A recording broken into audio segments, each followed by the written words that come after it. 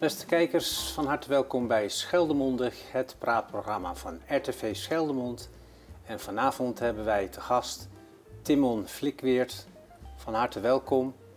We willen praten over jongeren in West-Zeeuws-Vlaanderen, Jong in West. En je bent zelf ook jong. Dat klopt. Voor de kijkers, hoe oud ben je? Ik ben 22 jaar oud. Zou je wat willen vertellen over je leven in West-Zeeuws-Vlaanderen tot nu toe?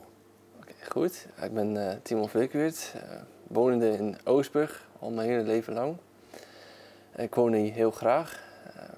Ik ben hier opgegroeid met de basisschool, middelbare school. Ik heb veel aan schaken gedaan, badminton, sporten. Toen de tijd waren er nog heel veel sportgelegenheden. Het begint nu wat minder te worden, helaas. Ik heb altijd school in de buurt gehad, dus wat dat betreft mooi. We wonen mooi. Er is veel natuur in de buurt. Wat dat betreft ben ik erg tevreden.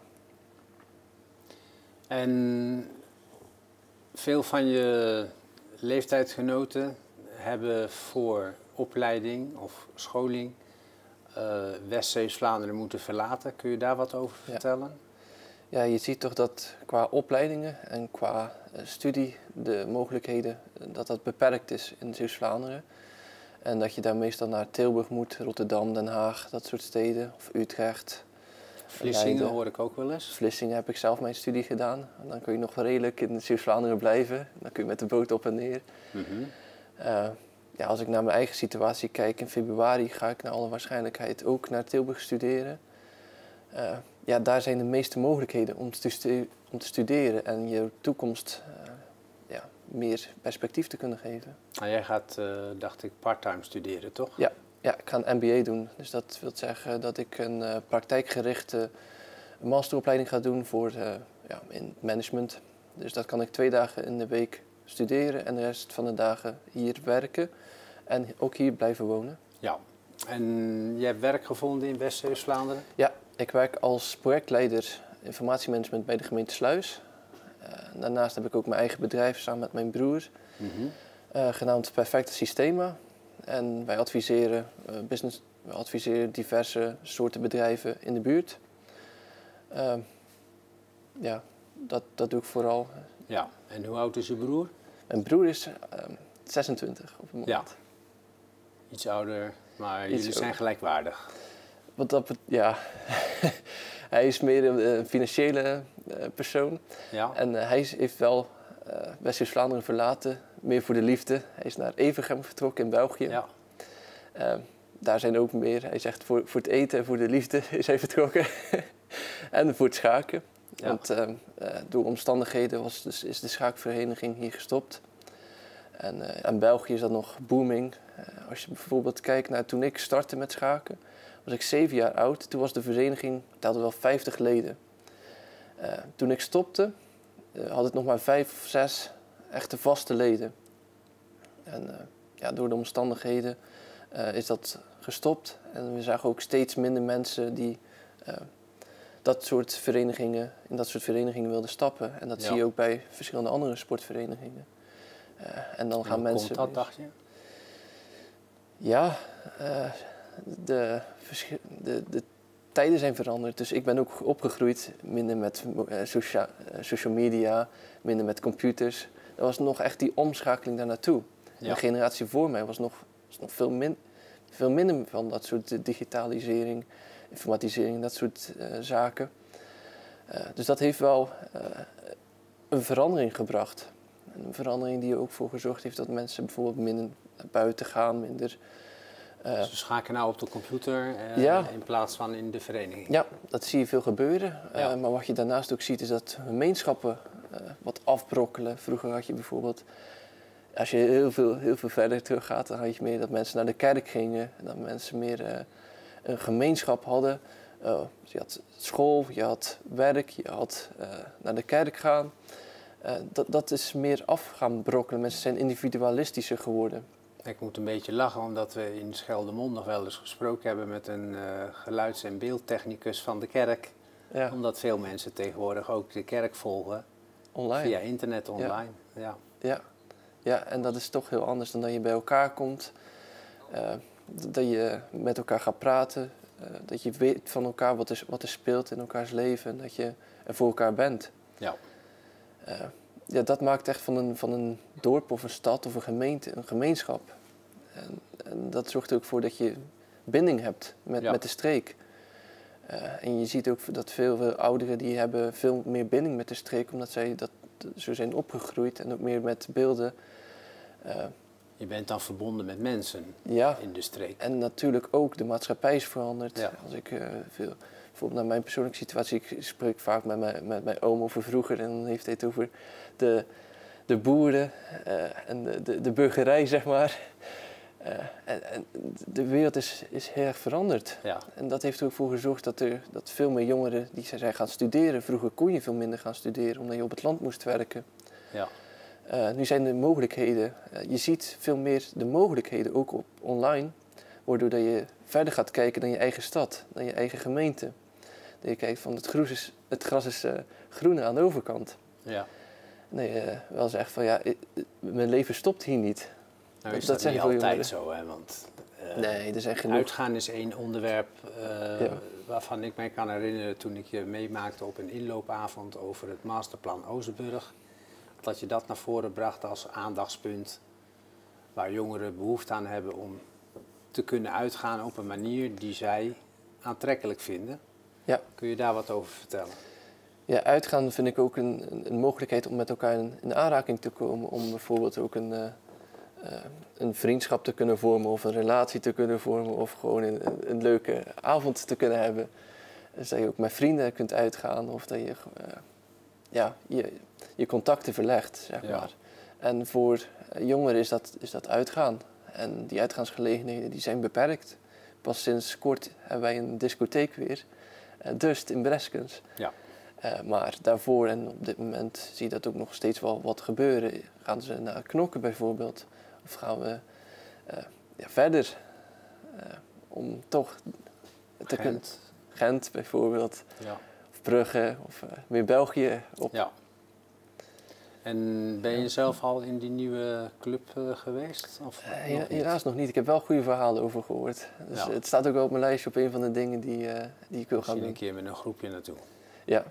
Ja, de plannen zijn er wel. Het is er helaas nog niet van gekomen, maar ga ik zeker doen. Maar is dat, denk jij, ook een van de redenen dat jongeren deels niet terugkeren naar West-Zeeuws-Vlaanderen na hun opleiding? Binding met de streek, ja. Dus, maar ze moeten werk vinden, ze moeten wonen. Ze moeten ook een beetje, naast werk en wonen, moeten ze ook een beetje kunnen ontspannen. Ja. Dus dat uitgaan is één ding. Sport. Als je een bepaalde leeftijd hebt, sport. Sport is belangrijk, maar ook bijvoorbeeld als je iets ouder bent. Ik ken toevallig mijn neef die wil hier terug gaan wonen. Ja.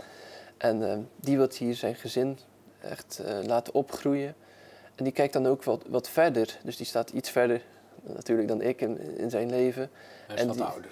Hij is wat ouder en hij wil zijn kinderen goede school kunnen aanbieden. Kinderopvang. Allemaal dat soort zaken. En dat zijn meer voor starters. Maar voor starters heb je starterswoningen nodig. Ja. En dat is in de gemeente Sluis een groot aandachtspunt. Ja. Ja, je ziet dat de gemeente daar wel op dit moment druk mee bezig is. Met nieuw woonbeleid en ook met Vitaal West-Vlaanderen. Dus er worden grote stappen gezet.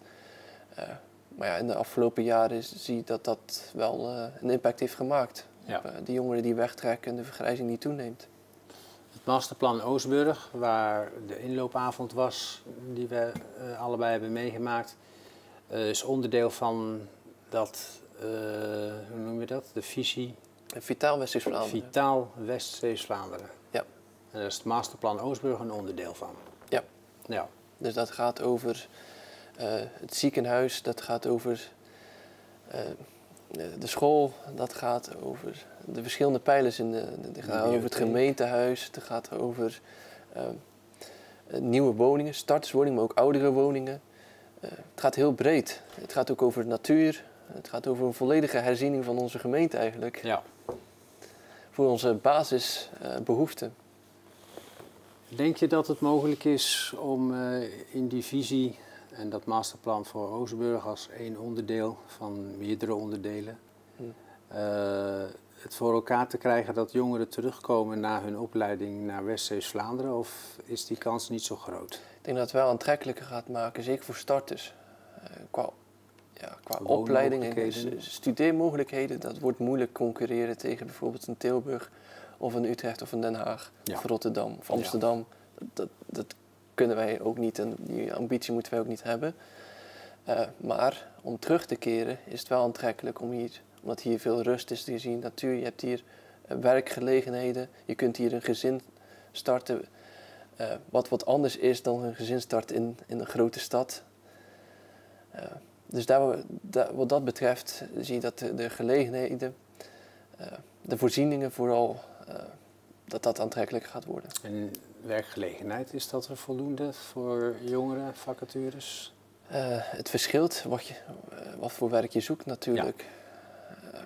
Dat maakt veel uit. Maar er zijn wel sectoren waarbinnen jongeren werk kunnen vinden. Ja, ja. Zeker. Als je kijkt naar het aantal bedrijven wat wij hebben in de gemeente Sluis, dat is qua bezetting best wel aannemelijk. Ja. Ja. Maar het ligt echt aan wat voor werk je zoekt. Je ziet heel specialistisch werk. Is het moeilijk om aan de bak hier te geraken. Want we hebben natuurlijk geen megabedrijven in de buurt. Nee. We hebben wel Douw, we hebben Yara, we hebben dat soort bedrijven hebben we wel. Maar dan moet je affiniteit ook liggen. Ja. Ja, hoewel er dus niet alleen chemische vacatures zijn, maar ook klantenservice, informatiesystemen. Zeker. Ik werk zelf in de IT. Ja, daar is zoveel vraag naar. En dat is ook wel een omschakeling waar je ziet dat veel meer bedrijven die kant op toe gaan. Dus als je gaat studeren is het ook belangrijk om te kijken van waar gaat de toekomst ons naartoe brengen. En is die baanzekerheid er nog? Niet alleen in de streek, maar bijvoorbeeld in heel Nederland. Mm-hmm. Ja, want je ziet ook dat mensen, in ieder geval mensen van mijn leeftijd, die gaan meestal ook naar andere landen. Bijvoorbeeld, ik ken een aantal die gaan naar Frankrijk studeren, die gaan naar Rome, die gaan naar diverse andere landen om te kijken wat kan dat mij bieden. Of die gaan naar Engeland, om maar een aantal voorbeelden te noemen, omdat die specialisatie daar ook meer zit. En ook om te proeven van een andere wereld dan gemeente Sluis. En waar ga jij naartoe met je MBA naar Tilburg? Ik ga naar Tilburg. Ik weet nog niet of ik daar ga blijven. Ik heb toch wel echt een affiniteit met gemeente Sluis. Ja. En ook mijn werk is hier. Je vindt het hier wel mooi? Ik vind het hier mooi, ik vind het hier rustig. Ja. Ik ben ook een meer rustig persoon, dus maar als je meer een uitgaand persoon bent. Het is heerlijk dat er geen files zijn, toch? Ja, zeker. Dat vind ik wel een verademing ten opzichte van, ik woon 10 jaar in West-Zeeuws-Vlaanderen, of in Zeeuws-Vlaanderen moet ik zeggen, niet in West. Maar ook heb ik in West gewoond. En dat we geen files hebben, dat vind ik een van de meest opvallende kenmerken van de rust die je hier hebt. Ja, dat is zeker zo. Weldadig. We hebben wel nog de tunnel bijvoorbeeld. Ja. Dus dat is wel nog een doorn in het oog voor velen. Dat je moet betalen om naar je werk bijvoorbeeld te kunnen. Ja, nou, dat gaat eraf als het goed is, hè? Ja, hopelijk. Ja. Dat is wel een aandachtspunt. Maar ik denk zeker voor wat ouder is Zeeuws-Vlaanderen een ideale plek om te wonen. Ja. Als ik het goed heb, is dan de grootste bottleneck voor jongeren om terug te komen het wonen. Ja. Het vinden van een betaalbare woning. Ja, je ziet dat Woongoed nu wel een mooie actie doet. Die zorgt ervoor dat starters meer mogelijkheden hebben. Dus ze kunnen solliciteren op een huis en dan wordt er gekeken naar dan kun je solliciteren op een huis. En dan kijken ze per kandidaat wie heeft het meeste recht op dat huis, zonder dat er huisjesmelkers of tweede woning, dat soort vastgoedeigenaren of projectontwikkelaars het kunnen wegkapen. Ja. Het kunnen verhuren of spookdorpen kunnen laten ontstaan. Dat is wel een mooie ontwikkeling. En ik zie ook dat een collega van mij toevallig, die is 28, En die heeft een woning in IJsendijk kunnen kopen, alleenstaand, via woongoed op die manier. En wat daarvoor, als het niet mogelijk is, ook met de woningprijzen die door de ongelofelijke hoogtes heen gaan. Dat is misschien niet in heel West-Zeeuws-Vlaanderen, maar met name het kustgebied. Ja, ik had Zand toeristisch. En Breskens. En dan praat je over spookdorpen. Zijn de woningen haast niet te betalen. Nee. Als je kijkt naar de Faros bijvoorbeeld in Breskens, die hebben gewoon appartementen, daar moet je miljoenen voor betalen. Ja, dat is niet te doen. Ja, dat is voor miljonairs uit Duitsland en België. Ja.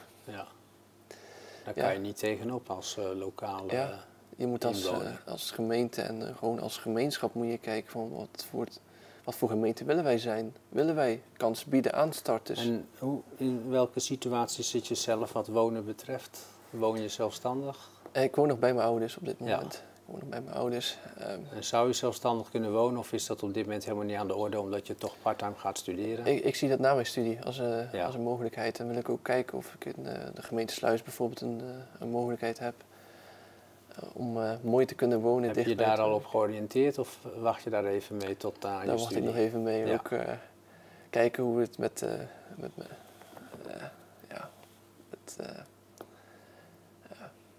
kijken wat allemaal opties zijn. Ik zal het zo stellen. Ja. Ja, en ook hoe mijn toekomst eruit ziet over 2 jaar. Ik denk dat iedereen die ook wel kijkt, hoe sta ik er over een aantal jaar ervoor? Ja. Financieel, maar ook relationeel en wat meer zekerheid. Ja, dat is ook een factor. Zeker ook een factor en een bindingsfactor. Ja, je gaat uiteindelijk kijken van waar gaat mijn partner ook werken. Of waar wil zij of hij ook gaan wonen. Nou, hoe ligt het op dit moment bij jongeren als het gaat om het vinden van een relatie? Is dat nog steeds met uitgaan of is dat via internet? Of allebei? Persoonlijk vond ik dat doordat we weinig uitgaansgelegenheden hebben, zeer lastig. Ja. Zeer lastig omdat je gewoon niet in aanraking met elkaar komt. Je hebt school. Tenzij je naar België gaat. Tenzij je naar België gaat. Om uit te gaan. Dan kan je ook een Belgische aan de haak slaan. Dus die kans is dan groter. Die kans is dan groter. Ook niks mis mee. Zo, mijn broer die heeft ook... ik ben ook... Mijn ma is Belgisch, dus ik ben ook voor de helft Belgisch. Maar ja, dan moet je ook vaak gaan reizen. Ben je Vlaamse ouder? Ja. Mijn ma komt uit Maldegem. Ja. Dus ik ben wel wat opgegroeid met Belgische cultuur. Maar ja, als je een Belgische vriendin bijvoorbeeld hebt, of een vriendin aan de overkant, dan moet je steeds gaan reizen, op en neer. Ja. En dan ga je al wat sneller kijken van waar kunnen we eventueel samen gaan wonen. Ja. Of dichter bij elkaar gaan wonen op zijn minst. Ja. En dat is wel voor velen wel een aandachtspunt. Logisch ook. Oké, ik denk dat we de belangrijkste dingen besproken hebben wat betreft het wonen en werken en studeren van jongeren vanuit West-Zeeuws-Vlaanderen en de rest van Zeeuws-Vlaanderen. Ik weet niet of ik nog wat vergeten ben te vragen. Ik denk dat we wel alles hebben besproken. Dank u wel dat u gekeken heeft. Ik vond het een fijn gesprek. Ik hoop dat u dat ook vond. Volgende week zit hier een collega van mij met een andere gast. Ik hoop dat u dan weer kijkt. Tot dan.